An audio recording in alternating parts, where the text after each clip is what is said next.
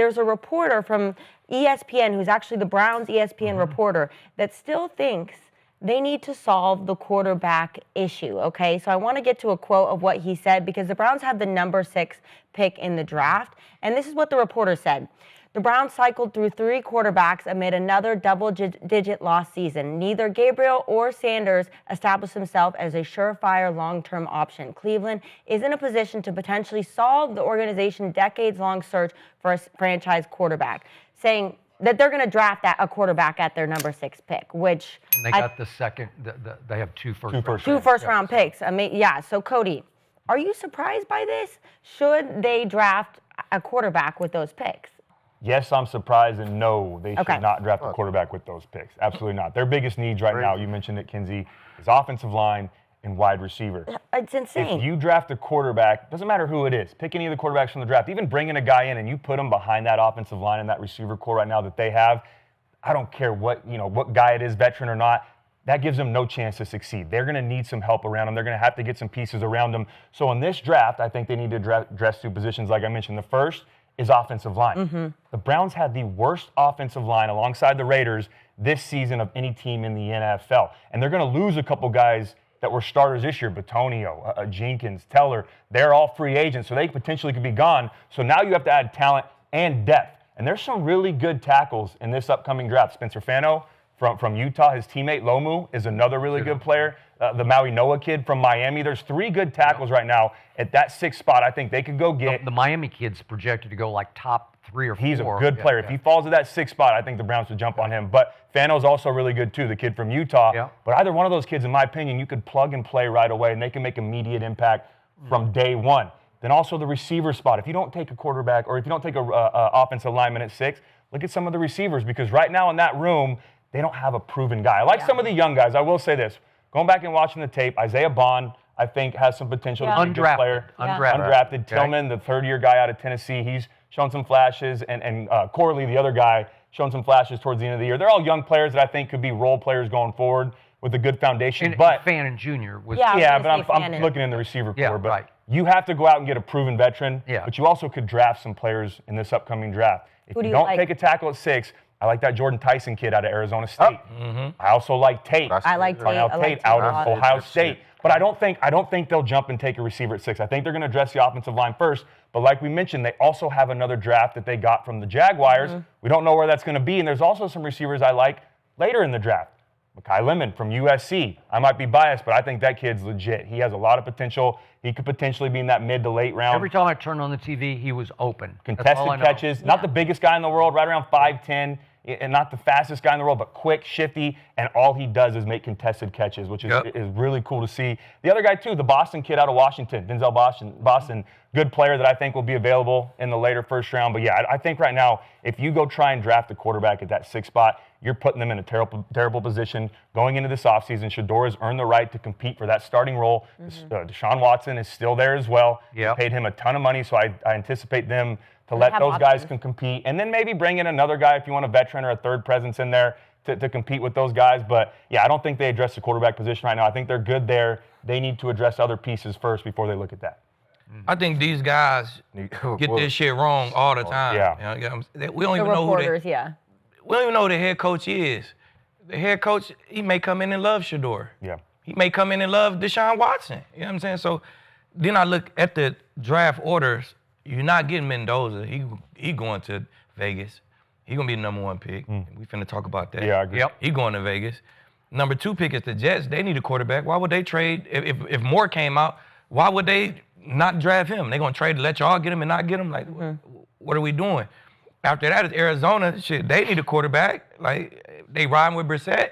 If they're not riding with Brissett and Moore is available, they gonna, like, you're not gonna get Moore or Mendoza, so who is this quarterback you gonna draft? Yeah, I'm also not impressed with the quarterback. Who's left in this draft? That's what I'm saying. Like, who's left? I think the next guy would be Ty Simpson. From Alabama. But I think if he goes first, it'll be way. I think he'll be a project guy. Later. He's not a top 5. Indiana destroyed him. But he's not a top 5 guy at all. I'm telling you on the list right now, that list. I think Ty Simpson would be that next guy. So this quarterback Cleveland could get at 6, or how would they trade up and get Moore or Mendoza? They can't. Yeah. Because Well, it's two unless teams. somebody would take that. Both those first-round Yeah. picks, Yeah. but I don't think. I'm gonna tell you, he You're made making a that. big Whoever mistake. wrote that made that statement without doing what we just did.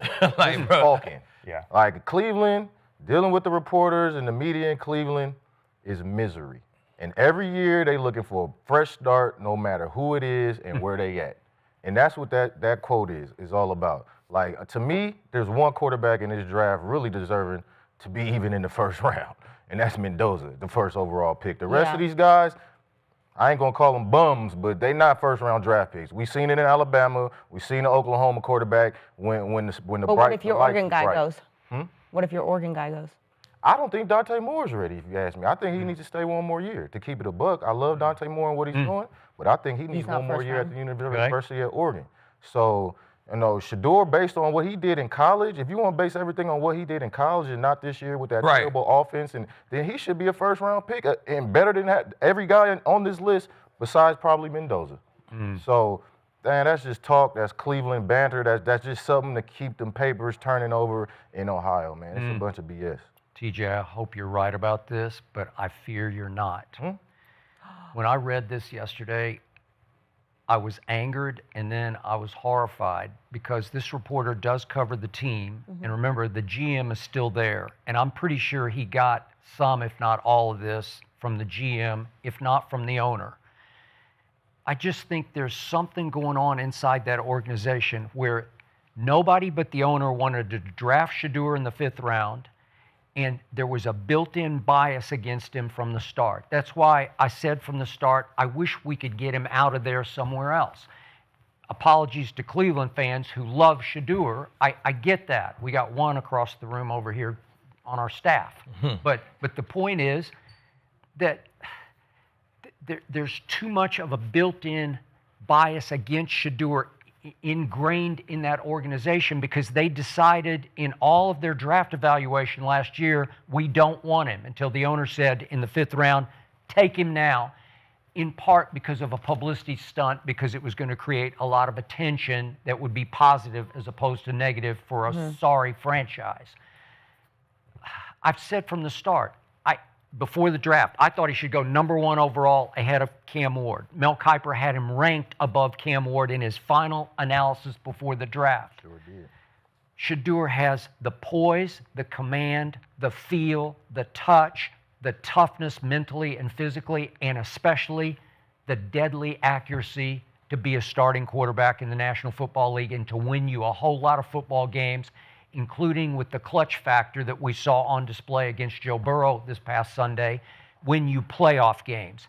He is, as he said, what Cleveland has been looking for. But in this draft projection, they ask each reporter who covers each team at each slot in the draft, this was at the number 6 slot, what's your biggest need? And if the reporter wrote quarterback, I'm pretty sure he's getting that from inside. And I despise it because it's just wrong. It upsets me because he showed you with the highest degree of difficulty. I mean, should we give him any break for what he was working with and without? That's my question. Nobody seems to give him a break for Pro Football Focus ranked his offensive line pass blocking dead last. Yeah. His receiving core dead last. Jerry Jeudy was his only proven wide receiver. He was 2nd in the NFL in drops. And Harold Fannin became his favorite target, and then the last 2 games, he's lost. Njoku loved Shedeur, and he didn't play the last 4 games, lost to injury. Okay, so what's to like about this? Because, Cody, you mentioned some of these receivers. He's thrown to a practice squad this past Sunday. Yes. Malachi Corley, Travion Williams, Sam Cannella, they were all on the practice squad until just Blake Whiteheart on the practice squad until 2 games ago. And they all had targets on Sunday. Raheem Sanders had targets on Sunday. Give him a break. He's up against, he's creating something from nothing. And then with 1.5 minutes left, he says, Joe Burrow, I'll give you that and I raise you. I'm going to raise you. You know, I call you Joe Burrow and I raise you. I got 1.5 minutes. I'm going to go 64 yards for a walk-off field goal. Can we give him some break for for the degree of difficulty of how hard that was to do. I saw him against Cam Ward. Shedeur threw for 364 and completely outplayed him, according to your favorite stat, QBR. What completely outplayed him. I saw him beat the Pittsburgh Steelers when they were hot. And he according to QBR, he completely outplayed Aaron Bleepin Rodgers in that game.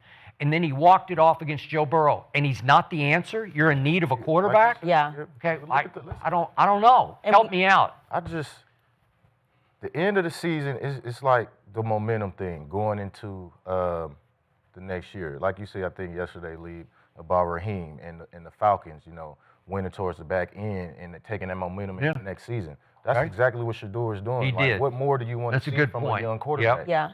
What more do you want to see? And if I have anybody on my side as a player, the owner is the guy I want on my side. Yeah. So there's one person they can't get rid of. I think so. And that's the owner. Barry can go. The Stefanski's out. Yeah. All I need is the owner on my side. He's going to put the things around me as a player that I need. He's going to put a head coach that's tailored to what I do. He's going to put an offensive coordinator in there tailored to what I do. And he's going to get all the pieces I need as a quarterback to be successful, because nobody wants that team to win more than the owner. And we saw living proof in Chicago what it does when you beef up the offensive line and you get a better system for a quarterback. It completely changes around. It was horrible last year with Caleb Williams, and now we completely changed around. So hopefully we get that for sure. This would be like relevant if they had like the #1 pick and it was like, Shedeur Mendoza. Yeah. They don't. So what the fuck is you talking about, brother? But you'd be surprised. The internet's super divided. I spend a lot of time doing even if they have that #1 pick, I still don't know if they take a quarterback, because the reason is the guys that are around him. I feel like if they drafted Mendoza first overall, and he's a good player, and we're going to talk about him in a second, but you plug him into that offense with no help, you're going to ruin his career. You're going to ruin his development, and it's so important for a young quarterback to have pieces around him. Most importantly, the offensive line. And Cleveland's dead last right now with their pass protection. They don't have playmakers on the outside. They have to address those first. They could spend money elsewhere in free agency and get immediate needs in the draft at offensive line and wide receiver and save that for other offensive linemen and other players. Let Deshaun and Shedeur compete. And then if there is a quarterback issue in the future, then address that in 2026 or 2027 going forward. But right now, if you go and trade to get up to that #1 spot, like Akeem said, and make all these moves when you have two guys on your roster that can't compete, instead of addressing other needs, I think they're just setting themselves backwards. Okay, Cody. Deshaun Watson. Once upon a time, especially back to his Clemson days, he was really good, and he beat Alabama in a championship game. At Houston, he was really good, and he won some playoff games. He beat Josh Allen in Josh's first playoff game in overtime. He had off-the-field issues. He tore his Achilles. What's left? Is he a threat to Shedeur to win the starting job? I think the reason that he's still there, I think, is because of the money. Obviously, that contract. So if they're tied to him and he's going to be there and they're not going to move on, I think he'll obviously get an opportunity to compete. But I do think Shedeur goes into the offseason as a leader in the clubhouse to be the starter and what he's done this year. But what's your guess on what Deshaun's got left? I don't know. I haven't seen him play in so long, Skip. I mean, he's been obviously working out rehab, and he says he's ready. Jimmy Haslam's made comments about this was a big mistake, so mentally, and I don't know, what that's like and the friction in the facility, but he's still there. They haven't moved on from him. If he's healthy, I expect him, because of the contract, to give him at least an opportunity to compete. But at least you had that as an option. Was he very good before he popped his Achilles? You mean in Cleveland? Yeah. He was horrible. That's what I'm saying. So last I seen him, he was horrible. Yeah. You know what I'm saying? So, hey, I guess Shedeur respect him. Bring him on a roll with him and let him, Shedeur go talk to him before he go talk to the head coach. And I'm not, listen, I'm not advocating for Deshaun at all. I'm just saying that contract is the reason. Of course, that's the reason he's there. Because if it wasn't for that contract, I think they would have moved on a long time. Player/coach contract. You can get paid for both. You mentoring. Backup, mentor, coach. Exactly. In case. You don't think they'll let him compete at all? I mean, they're going to say that. I mean, you have to let him compete. But would the Raiders talk to Cleveland about their #1 pick and take Shedeur? Tom back, this Tom's second chance now. Yeah, Tom had 8 chances. But this is second. Now he got to see Shedeur in the game. He might have different feelings now, Skip. You know what I'm saying? I know, but that O-line's also disastrous. Well, the O-line is Cody, you say you could address. If I'm starting a franchise, I'm not starting with the O-line. I'm starting with the quarterback. Let me get my guy right here first, and then I'm gonna get all of everything else. But without the fucking quarterback, I don't got shit. That really depends on who But I how feel you like- feel Then about that's that the- quarterback in that draft. Yeah. Right. If you feel like you can get a caliber player that in the next few years, then I'm working my O-line first. If you feel like this quarterback is one in a generation, one in a decade, you got to go with the quarterback first. Exactly. So It's all Yeah, it's just that's my Or biggest receiving issue is core. if you take a quarterback before the other pieces are ready, you could set back, and we've seen it before, where guys they call them busts. I've but also guys seen that- some people take a quarterback and he not be that good. Then Yeah. next year we get the team in free agency, we get the team around, and then he slowly become that guy. So Yeah, we've no, seen it in all that's kind fair. of ways. That O That's line fair. real quick. You can fix the O line. But you can fix that all line free agency real quick. But you Yeah. missed on These that things number a lot one tougher guy. to You get miss on that quarterback, though. Hey, Yeah, it's over with. no, that's fair. But that's kind of the mute point in this conversation because they're picking 6th overall, they're not picking 1st overall. Exactly. Yeah. So that's why I'm like, So- bro, unless they talking about But they can trading trade with those Cleveland two and and- sending yeah. Shedeur to Vegas, then what are we talking about? Yeah. I wouldn't be mad at that, though. Yeah, a lot's up in the air right now. But while we're on the quarterback, Hey, I did Vegas. I'm on the way. while we're on the quarterback topic, I don't think any